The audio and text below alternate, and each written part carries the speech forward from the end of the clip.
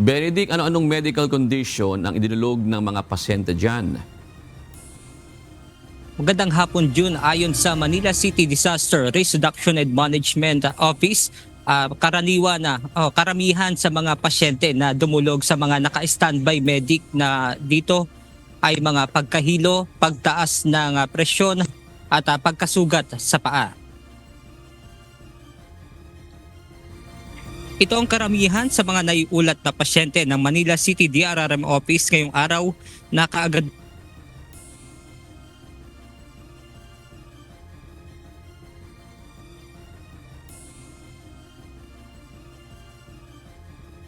post ang Manila DRRM Office sa kartilya ng Katipunan.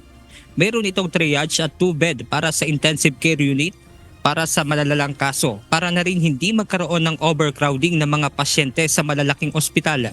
Ngunit hanggang sa mga oras na ito ay nananatili pa rin itong bakante.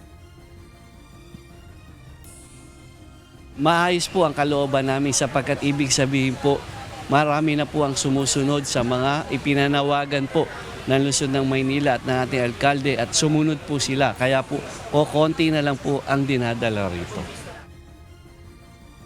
Ayon kay Arnel Angeles, Direktor ng Manila DRRM Office na siya ring incident commander dito, nakatulong din ang mga inilatag na karagdagang first aid station para sa mabilis na pagtugon sa mga ngailangan ng atensyong medikal. Nagdagdag po tayo ng mga segment po natin sa first aid. Yung pong segment may kasama na pong first aid.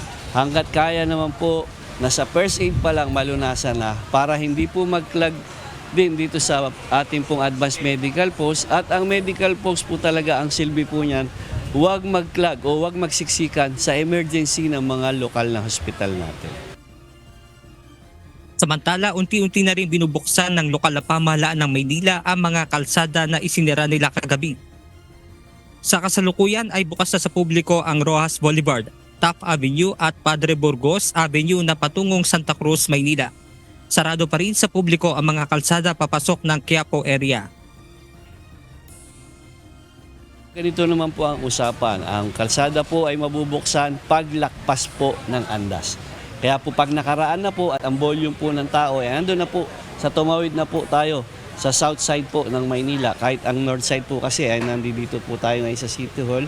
Ito po ay north side, ang south side po ay ang simbahan. Nandun na po ngayon ang tao sa south side po. So yung north side po natin ay maaari ng buksan ang mga kalsadang isinara.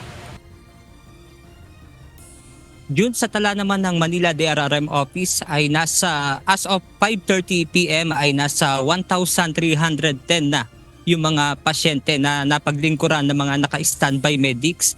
At patungkol naman sa telco signal sa lugar ng Maynila ay sa ngayon nararanasan natin na wala pa ring signal yung mga telco at pasulpot-sulpot lamang, June.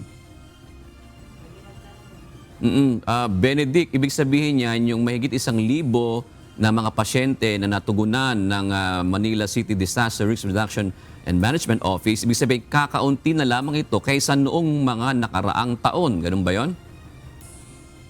Tama ka dyan, June, at mga hindi naman ito mga major na case na naiulat nga ng Manila City DRRM Office at base din sa tala nila na nakita natin kanina, 700 lamang sa 1,300 plus na ito yung minor case at mahigit 20 naman yung major case, June. Maraming salamat, Benedict Samson.